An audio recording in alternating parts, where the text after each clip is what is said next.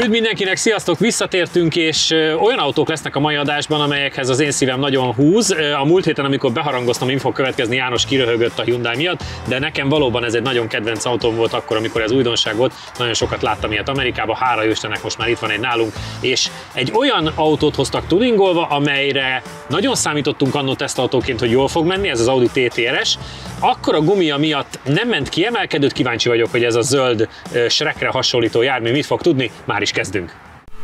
Ne érd be kevesebbel, használd te is azt, amit Bútor Róbert. Kérd az olajcserét szerelőttől Eneosszal.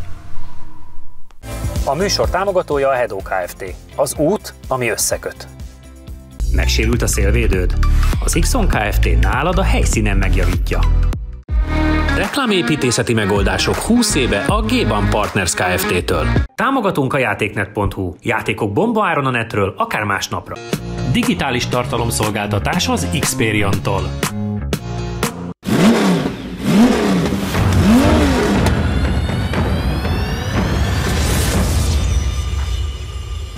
Csabi, hozzád fordulok, mert az elmúlt hetekben beszólogattál, ugye? Ez egy másik műsor. Kedves nézők, nézzék vissza az előző egy évet, és rájönnek, miért újítás. Igen? Figyelj, úgy kéne, hogy hozzád fordulok. Kérdezz már meg, Janitól. Hogy mit kell tudni. Mesélj nekünk a Hyundai Genesis Coupéról, ami tényleg, ahogy a bevezetőben is mondtam, nekem azért áll közel a szívemhez, mert amikor Vinyussal még járogattunk Amerikába, a Szemason, drift, gyorsasági, rallycross és minden egyéb változatban ez egy annyira szeretett autó volt, mert gyakorlatilag az amerikai piacot ezzel kezdte el lefölözni a Hyundai, amikor ugye csodálkoztak rajta az amerikaiak, hogy létezik ez a márka, majd utána lett amerikai évautója is, ugye Genesis márkaként a Hyundai-nak a leányvállalata gyakorlatilag. Tehát, hogy ez abban a világban egy nagyon szeretett kocsi. Ide hozzánk olyan túl sok azért nem jutott el. Szerintem a dél-koreaiak rájöttek, hogy nem elég jó autókat csinálni, vagy nem elég ilyen tömegtermékeket, de muszáj ilyen életstílus modelleket is, amivel nevet tudnak csinálni a márkának. És valószínűleg ez egy olyan modell volt, amivel ezt elkezdték, ez a kis fiatalos, relatíve olcsó, megfizethető, de mégis egy sportkupé. Nagyon népszerű külföldön, tényleg Amerikában vagy olyan országokban, ugye én újfent mondom, hogy én Southból ismerem. Építettünk 2 ilyenből is versenyautót egyébként, vadi új V6-osokat kaptunk, még én járattam be az első 2000 kilométert, ott Szaúd-Arábia utcáin, és utána lett belőlük versenyautó. Azért a gömbfej nem kapott sokat, nem, az a csúszós fényes betonon, így a kormánnyal nem sokat kellett küzdeni. Gázból meg lehetett volt. Na, bocsánat. Szóval, hogy arrafele is népszerű, mert árérték arányban egy verhetetlen autó. Ráadásul van kismotoros, meg nagymotoros változata. Van 2000-es turbo, meg van 3.5 V6, ez a 2000-es turbo. Gyárilag ez a 210 néhány lóerő, attól függ, hogy most melyik verzió vagy hogyan. Ez is elvileg teljesen gyári, egy ilyen légszűrő van rajta, meg egy kipufogon van egy módosítás, de semmi tuning nincs rajta, vagy semmi ilyesmi. Kivették belőle a katalizátort, srácok, nem ők, hanem ilyen jobban szellőzik. Miért gondoltam, hogy ez volt a megoldás? Hogy legyen hangja. Na mindegy, egyébként teljesen széria, semmi más módosítás nincs rajta, azt mondta a srác, hogy kicsit óvatosan hoztam el, hogy a Hyundaiokról rossz véleménnyel vagyunk, és mondom, hogy kikérjük magunknak, erről szó nincsen, sőt, megpróbáljuk a lehető legjobbat, úgyhogy nagyon kíváncsi vagyok. János, neked emléked ezzel a kocsival? Ebben nem nagyon volt tesztautó, szerintem. Volt? Én mind a 2 kivitellel mentem, és pont innen van az emlékem, hogy ez a Ladies Cup időszakban voltak ezek az új tesztautók. Valamiért nekem az emlékem, hogy nekem pont a 2000 turbó jobban bejött. A Pannonia Ringre egyszer ilyennel jöttél. Igen, az meg pont a nagyobb motoros volt, a V6-os. Ugye automata, abban volt sper gyárilag, lehetett vele tombolni, úgyhogy bármelyik körforgalom az meg volt neked. Munka volt. Igen. De egyébként abban az időkben tényleg azt tudom, hogy nagy durranás volt, tehát mindenki úgy szerette, hogy a Hyundai kijött egy ilyennel, és tényleg ez kell is szerintem, hogy egy márka úgy minden piacon úgy befusson rendesen, hogy legyenek ilyenek. Tök szép tetővonalam van például, ami nekem nagyon tetszett, meg ha megnézitek azt a hátsó ívet, nekem az mindig is nagyon tetszett benne. Az óra valamiért hát ugye ez a Z alak, ami az oldalában megfigyelhető, ez olyan nagyon jó támadó. Én mindig úgy voltam, hogy az órát valahogy lecserélném egy kicsit másra, de a hátúj az teljesen bejött. Ez több márkánál is elmondható napjainkban. Igen. De ettől függetlenül egy jó autó volt emlékeim szerint. Azt hiszem az egyetlen dolog, ami zavart benne, hogy ha normálisan ülsz benne, akkor messze van a kormány, mert talán nem lehetett kihúzni. De nem biztos, hogy ez jól emlékszem erre. Szerintem csak igen, föl lehet tengerirányba, nem. Igen. Valamilyen amerikai piacot azért annyira nem fontos nekik a kihúzás. Játszátok le, és nyilván az első ember melegíti. János? Mehető, úgyis már bejáratásban nagyon jó. Ennyi.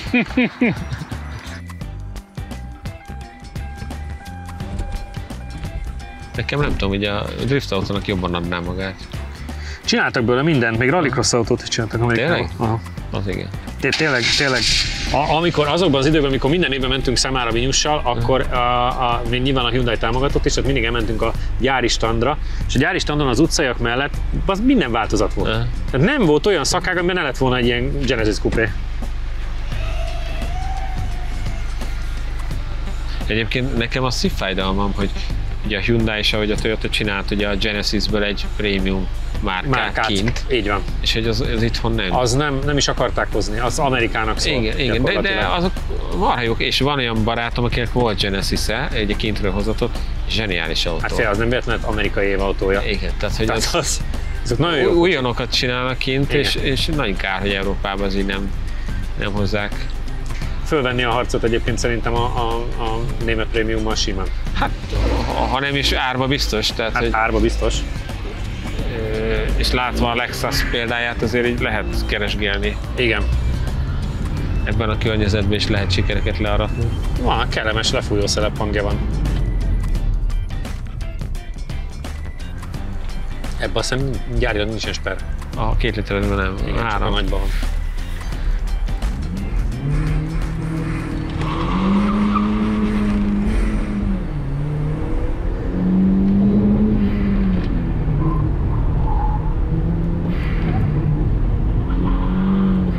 Egész szépen mozgatta a hátulját. Ráhaigálta az ívre, hogy kell.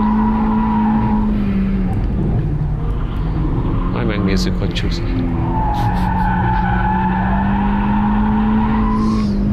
Ott egy kis igen, ott volt az elején is egy kis mozgás. Idegesség. Hát ő nem hagyja el a drónt. Az a szomorú helyzet. Ott is. Új. Jaj, te vagy az! Ott visszafele is.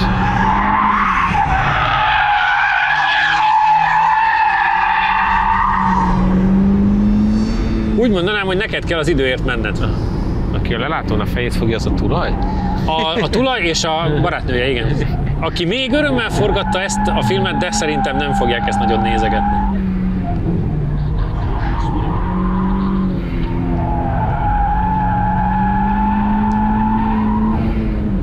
De itt szépen kiadta a 2 könyvet. Nagyon jó, csak így nekem kell komolyat menni. Hát igen. Kár volt ezért, meg kell mondani neki. Szerintem ő is addig vette komolyan, amíg abban a kanyarban, ahol Mostart nem dobta le. És ismét. Ilyet lett valami a pályával? Ott neki áll élvezkedni szerintem. Nem, mert oda is bedobja, nézd meg.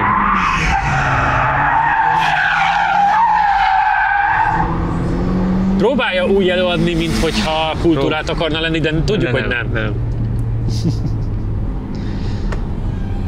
Hát az idő az... Az idő másodlagos, János. Jaj, oké. Hát nem ezt vártuk. 1 perc 39,6. Megint nekem kell komolyan venni ezt az 2.7 V6-os sima kupé előtt van, mert az 53.0, ez meg 52.6.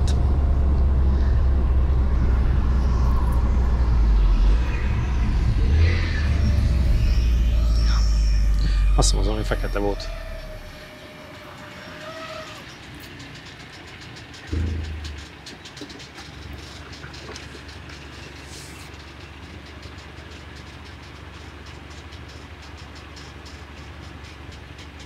Kicsit úgy Megváltozott a tapadás a pályán? Mert Jani is arra utalt ott a balos kanyarba hátul, hogy mind a kétszer nagyon megcsúsztál, hogy valami olajban esetleg? Van, valami nem jó. Igen. Milyen volt az élmény, mert igazániból az időt fölösleges elmondanom. Nem volt annyira vész, tehát próbáltam egy ilyen relatíve normálisan csúszkálni. És itt a relatíven van a hangsúly. Relatíve. Kívülről nem úgy tűnt? Nagyon jó móka volt. Tök jó kezes az autó, de muszáj kicsi lendületet belevinni, mert erőből azért nem tépi szét, tehát hogy ez tényleg széria vélhetően, mert aztán váltasz egy 3-ast és rájössz, hogy igen, tehát hogy azért... Rájössz, hogy igen. És akkor a lendület bevitele eredményezte azt, hogy néha megcsúsztál?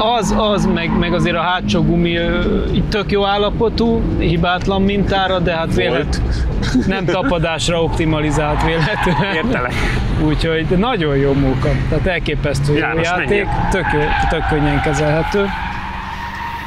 Egyébként 52.685, ami a 2.7-es V6-os kupénál 4/10-del gyorsabb, de hát azért egy Kona 1.6 turbo is megveri, miután azzal hát nem keresztbe mentél. Más, igen.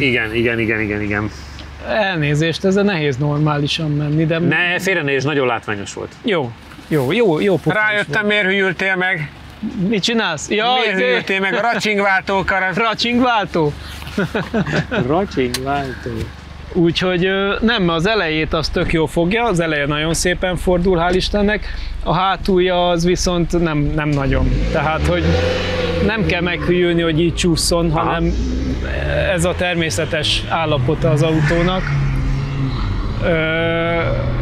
És nem azért, mert a teljesítmény széttépi, hanem egyszerűen olyan könnyedén csúszik a hátulja. És egyébként azt láttam rajtad, miután egyikből a másikba tudtad nagyon biztosan hajigálni, hogy akkor egyébként bármennyire is nem annyira erős, ezt a fajta csúszkálást, ezt pontosan irányítva könnyedén lehet tartani, tehát ez nem izzadságos. Nem. Az meg egyébként ez jó hír, azért mondom, mert az meg egy jó súlyelosztást mutat. Igen, nem, egy nagyon jó alapja van az autónak, és egyébként egyben van, nagyon szépen működik a váltója,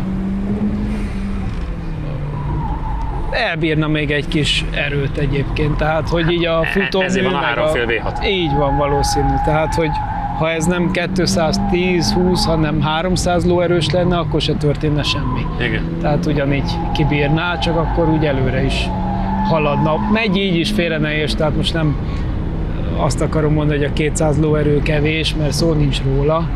Csak ahhoz képest, amit az autó egyéb elemei tudnak, ahhoz képest ott van benne tartalék. De egyébként hiper-szuper élmény autó. Valószínűleg nem véletlenül lett ebből nagy dolog Amerikában. Igen. Erre valószínűleg ráébredtek az amerikai fiatalok is, hogy hiper-szuper élmény autó. Igen, tehát ugye végül is a Toyota GT86, meg a Mazda MX-5, meg az ilyenek világába akartak betörni. Abszolút. Ezzel, és azt kell mondjam, hogy nem is rosszul. Hát és sikerült is nekik. Igen. Ezekkel az autókkal lett a Hyundai márka Amerikában ismert és elismert. Mert emellett persze ott van az összes többi nagy autó, minden, ami tudja azt, amit kell, csak nem hoz emóciókat.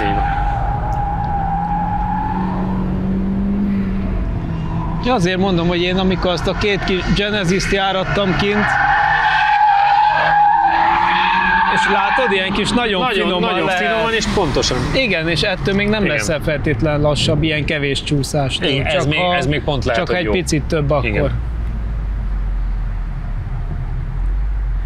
De hozzáteszem, hogy ezen az első gumi az jobb, mint a hátsó. 52,111. 5/10. 37,737. Aha, igen, akkor ott azért javított 1,3-at. Igen. És itt is 52,6, 5/10 javított az első körön, és 1,3-at két körön.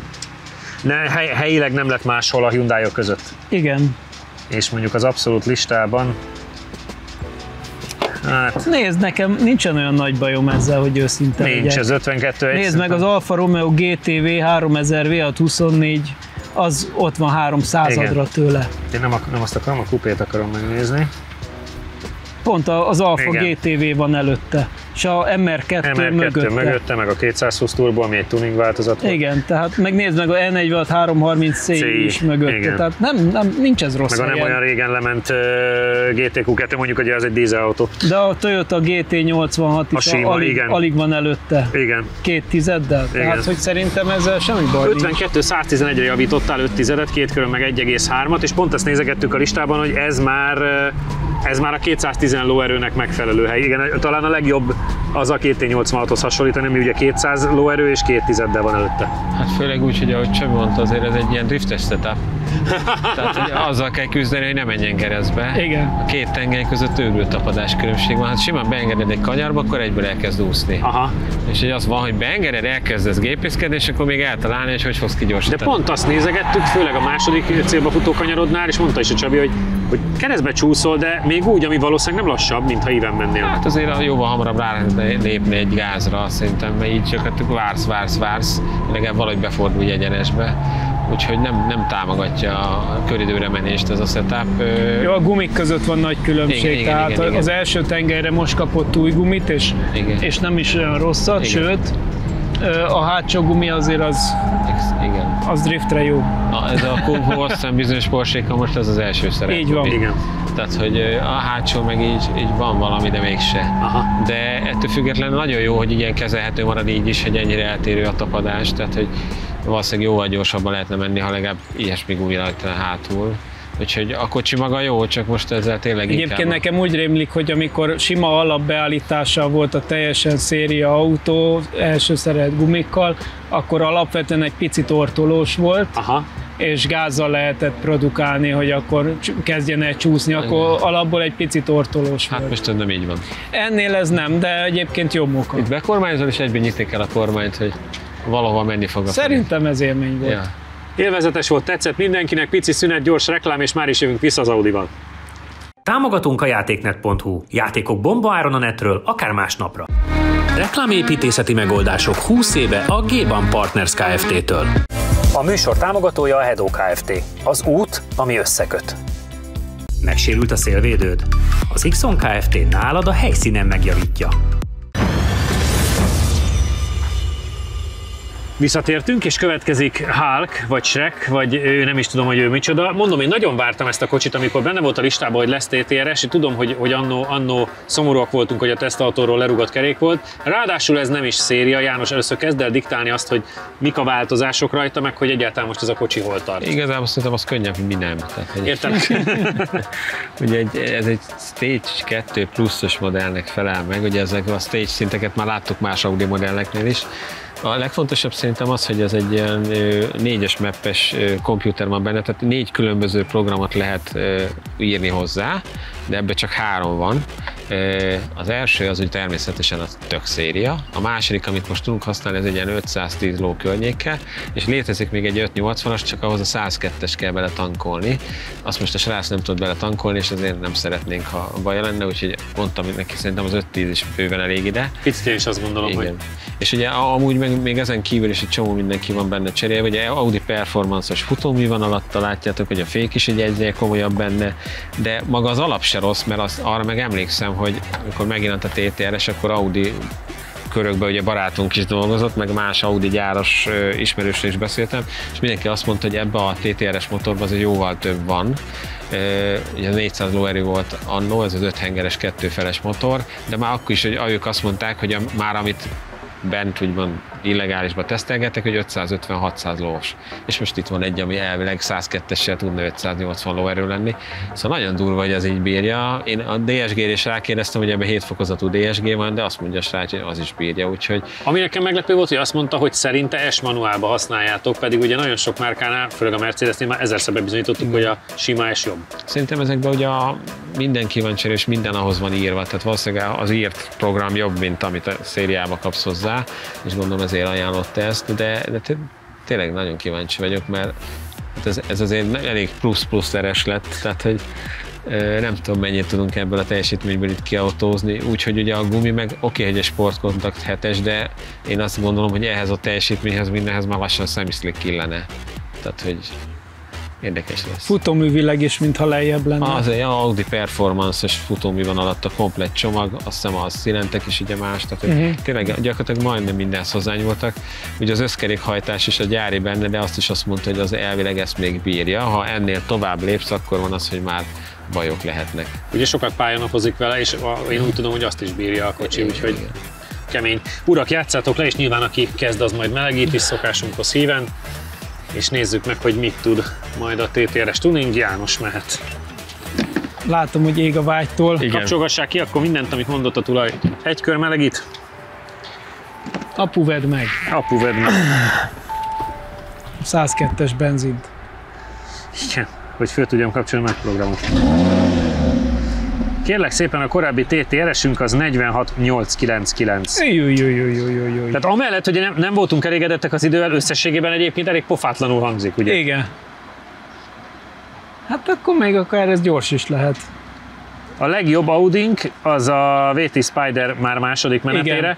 Az 45805, aztán szintén VT Spider, de ugye elsőre az 46450, utána RS5 tuning 46456, sima RS5, amin szintén nem volt jó a gumi, 46654 és 46899-el a 6. helyen van jelenleg az eredeti széria TTR-es. Őrület. Úgy mondanám, a kipufogó sem széria. De ennek az 5 hengeres motornak az olyan jó hangja van.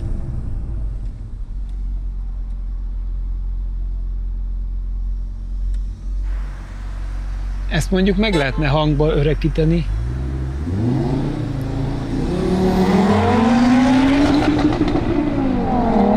Énesbe hagynám.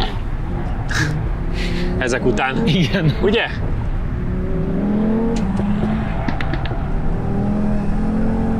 Valahol villámni kéne, nem tudom. Most már 1 kilométerre innen. Dörög az ég. Vihar lesz. Azt, hogy megint. Jézusom.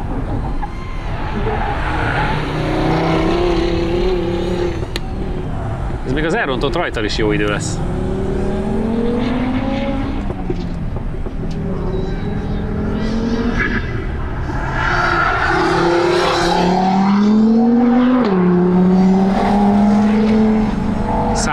Az eddigi mai forgatási napon a legerősebb átmeneti sebesség. És be is fordult. Igen. Ami mondjuk csak úgy ér. Igen, azt akarom, hogy önmagában nem olyan.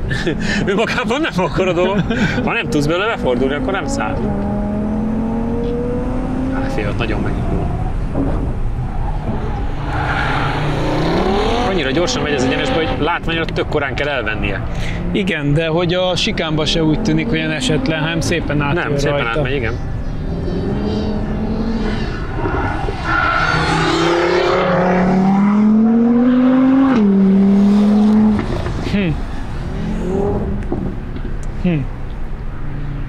Ahogy a gyalogban mondták, elbírja ez, elbírja. Afrikai fecske. Első kör 46,064. Hoppá. Te vagy az? 7,180. Aha. Jézusom. Aha. Tehát az eredetinél egy 9-10-del gyorsabb, maradjunk annyiba, 8-szal, és gyakorlatilag utcai Audiból a második. Utcai Audiból a második. 46-0, gyerekek. Mutatom a...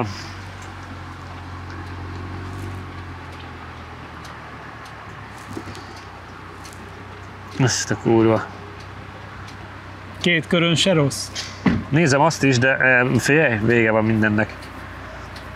Na hát rajt után egyből húz egy 2-est. De utána jó volt, mert én pont amikor már hallottuk, hogy dudorogsz, akkor mondtam, hogy maradjunk esbe, de onnantól jó volt a váltó? Jó volt, csinálja a dolgát, csak annyira hamar lepörög. Igen. Ahogy olyan hamar lepörög az egyes, hogy hiába rányomtam, hogy ebből baj lesz, de már akkor ledobott. Tehát az egyes kb. Úgy kéne, mint egy rallycross autó, hogy 2-esbe rajtolni. Figyeljetek, hát Egát ment az első Skoda Fabia R5-tel, de ez mondjuk nem számít. De Audiból a második idő, mert hogy a legjobb R8-as időnk az 2/10 jobb nála. Az benne van, mert az csak a rajt. A sima TTR-esnél, amivel mentünk, annál 8/10 gyorsabb. És 46-0 az idő maga, 911 Cabrio GTS van még ott előtte, és utcai autóból azért veregeti az M5-öket, elég sokat, a Megane RS Trophy R-t, amit ugye nagyon szerettünk, M2 Competition, Alpint. Igen, hát azért 46-0, ott már keresni kell az ellenfeleket. Hát mondom, és ebben ugye a rajt miatt maradt jó néhány tized. És utána? Utána nagyon jó, csak szerintem elolvatoskodtam az elét, mert a srác azt mondta, hogy idegesen van állítva a hátulja, hogy amit berakod a kanyarba, akkor megy a hátulja. És én azt hittem, hogy ez tényleg így van, és meg sem mozdult nekem nem láttam rajta, tehát hogy én ennél majd 100-szor idegesebben szeretek menni, ami tényleg úgy van, hogy nagyjából én szabályozom a gázot. Nem volt itt az előző autónál a tulaj. Igen. Annak ideges a hátulja. Na igen, tehát hogy ehhez képest ezzel beteszed, és akkor érdekes módon, ha egy kanyar csúcspontot jól eltalálod, akkor onnan majdnem padlóval ki lehet jól gyorsulni, de ha egy picit jobban rányomsz, annyira erős, hogy akkor ugye elkópázol. Tehát inkább azokat az arányokat nehéz megtalálni vele, hogy annyira erős, és visszautalnék az első beszélgetésben. Hogy nem kell az 580. Nem az, hanem hogy a gumiba én most is úgy éreztem, hogy ennél egyel komolyabb, mert ehhez a teljesítményhez ki tud gyorsítani egyel komolyabb. Jó, de azért ha végig gondolod, azért a 46.0 idézőjelben utcai autóból oké, hogy tuning, de... Oké, de majd a Csabi belül, és akkor ez ami 510 lóerőnek mondunk, majd érzi, hogy felszáll kb. Az űrbe. Tehát minden egyenes az ilyen inkább egy rövid kis... Úgy hagyod el a drónt, meg nagyon meglepő volt, hogy annyira gyorsan jössz az egyenesbe, hogy tök korán fel kell fékezni. Igen, olyan érzésem volt, mikor az M5-ökkel mentünk. Bekanyarodsz az egyenesbe, még egyet valahogy váltasz, aztán már koncentrálni kell, fékezni kell, mert na menjél csak. Erősnek erős. Akarsz melegíteni, megszokni, vagy nem? Nem megyek. Szerintem elmelegíteni csak. Igen. Mondom, nem megy a hátulja, úgyhogy próbálj inkább az elejével pontosan menni. És kézzel váltani? Aha. Bárhonnan elmegy, tehát mehetsz alacsony fordulatról is. Jó. Csak a rajtnál mondom, egyből húz rá. A 718-as Cayman GT4, ha már ilyen formavilágban gondolkozunk, az 3/10-del gyorsabb nála. Kicsit. Menj csak. Meg ugye elég kemény, úgyhogy majd a gyors részanyát ugyanazt csinálja, mint a kupás Porsche, egy picit elkezd így, tudod. Ja, de nem annyira rossz, mint a Porsche, de azért így mozog. Aha. De bekanyarodik az csak féktávon. Igen. Szóval a 718-as Cayman GT4 az 3/10-del gyorsabb nála, de a 410-es Exit Sport az már fél századdal lassabb, M2 Competition már 3/10-del lassabb, és ugyanígy az Alpine 110S is 3/10-del lassabb. Ezek vannak a környezetében. Mondom, szerintem a rajtban azért maradt jó néhány tized. Hát figyelj, 3-ig számoltam a pukkogásokat csak én. Tehát, hogy ez a kocsi még mondjuk egy felessel gyorsabb most így. Remélem, hogy Csavinak sikerül vele. Bár mondom, gyanús, hogy... Hát ha bele tudna menni 45-be, az azért felháborító. Persze, csak az kell, hogy még a gumi nem melegedjen el. Igen. És így, hogy nem megy a hátulja, ugye nagyon melegíti az elejét. Nagyon tolod, igen.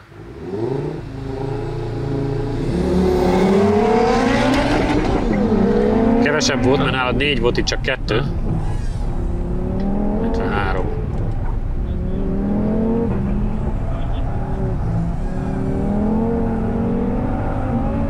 Nagyon komoly, felfújja magát, és olyan, hogy nem előre megy, hanem elhúzza maga alatt a földet. És már azt nézd meg, hogy ott hogy hagyja el a drónt. Zsolti menekül is fölfelé. Meg ezen úgy látszik is a tempó. Igen. Nem csak hallod, hanem tényleg látszik igen. Rajta, hogy borzalmasan gyorsan jön.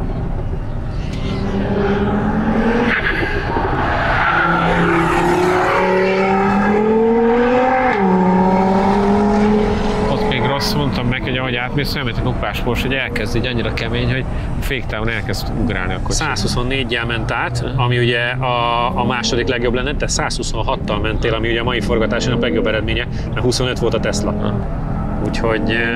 Úgyhogy az is nagyon kemény, 126-tal bementél abba a kanyarba. Eszem. Nekem az zavaró, hogy nem megy a hátulja. Túl stabil. Aha.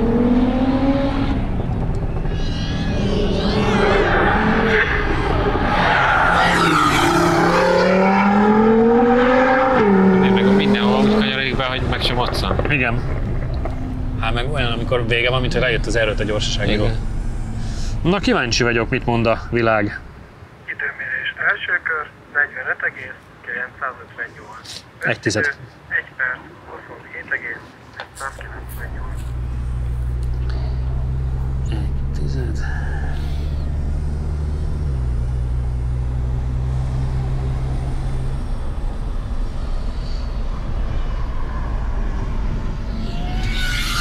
második körébe kellett legyen valami hiba, mert olyan, mint hogyha a két kör, jól hallottam, akkor az a tiéd. A 27-186-tal. Hát rosszabban ment itt, tehát igen. Egy 3-4 tizeddel bukta a második kör, de az első körben 1 tizedet tudott faragni. Amivel Audi között nem változott semmi, de 45-tel kezdődik. Kevésbé basztad el a rajtot, így nyertél egy tizedet. Nyertél 10 az egy körön, a két kör már a Janié. Igen. De milyen meglepő, hogy milyen hamar leforog. Tehát, hogy... De neked is beledurrant 3-at. Neki 6-ot. Igen, pedig még a közepén volt, már húztam a 2-est, aztán így is beledadogott. Igen. A második körben nem csodálom, mert örültem, hogy elfordulok ott a végén. Pedig ahogy mondta Jani, hogy az hajlamosott elpattogni az eleje, hamarabb is fékeztem, mint egyébként tettem volna, de ennek ellenére szinte alig volt ott fékhatás, vagy olyan volt a tempó, de nem volt biztos, hogy balra elfordulok, vagy megyek a rallycross nyomvonalon. Érdekes volt, vegyes érzelmeim vannak. Baromi erősnek tűnik, a te körödben még erősebbnek tűnt a kocsi, tehát hogy mindenhonnan úgy megy el, hogy felháborító. Igen, és körülbelül ennyi. Aha. Tehát, hogy olyan, mint egy tuning autó. Egyenesen iszonyat ereje van, de a komponensek nem állnak úgy össze. Tehát az én olvasatomban egy jó sportautó sokkal harmonikusabb. Ennek iszonyatosan megy, tehát iszonyatos ereje van, de hogy a váltó ekkora küzdés, tehát hogy csomó helyen mind a két körbe próbálkoztam, húztam, vontam, hogy valamit csináljon már, nem váltott vissza, kanyar közben visszaváltott, stb. Tehát, hogy a hangolásával teljesen utána kellene. Lehet S-ből raktad ki? S-ből raktam ki, igen. Jó működött akkor. Nekem az nagyon nem. A futóműve nem rossz, tehát tény, de azért túl kemény. Azért nem az igazi.